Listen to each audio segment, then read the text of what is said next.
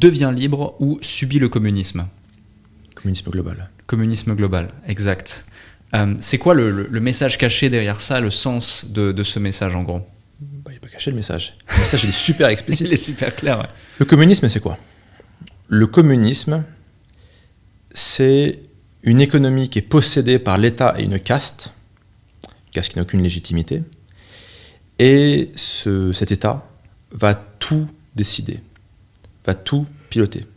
Sous l'Union soviétique, il y avait la planification centralisée qui allait décider, voilà, on va produire X tonnes de boulons, on va produire X paires de chaussures.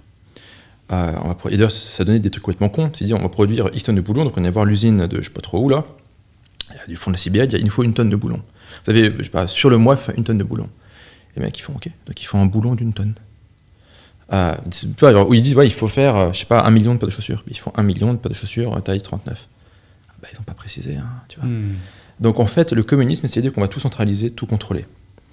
Et que finalement, toutes les décisions des gens, toutes leurs pensées, tous leurs choix économiques vont être bridés et contrôlés. Tu vois, je pense qu'on va aller vers une société, donc on a fait un peu, je dirais, la répétition générale avec ce qui commence par un C, qui finit par un D, et qui fait que tes vidéos les striker, où il faut que tu montres, tu vois, un petit papier ou un petit QR code partout où tu vas.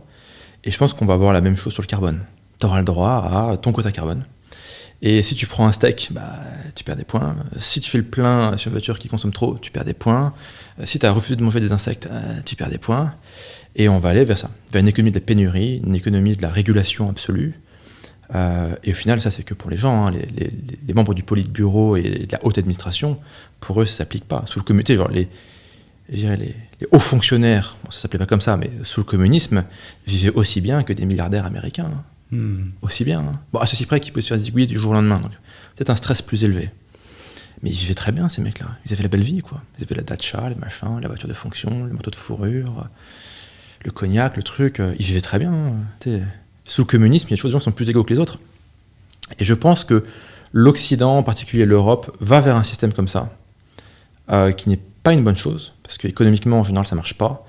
Donc, ils vont nous faire, CBDC, les banques centrales, enfin, les monnaies, enfin, les crypto-monnaies gouvernementales, où tu vois, si tu as dit une connerie sur Internet, eh bien, tu n'auras pas le droit de payer un billet d'avion, par exemple.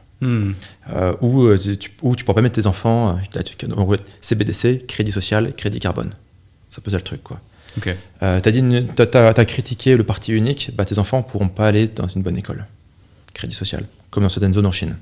Ouais. Et je pense qu'on va vers ça. On commence un peu déjà à voir une séparation des humanités, de l'humanité entre deux humanités, c'est un peu mon cheval de bataille en ce moment, entre finalement une forme de classe mobile, professionnellement, financièrement, géographiquement, dont on fait partie. Et pour nous, le monde n'a jamais été aussi exceptionnel et incroyable en termes d'expérience. Et le reste de la population qui se fait démonter sa race. Et au milieu, il n'y a rien.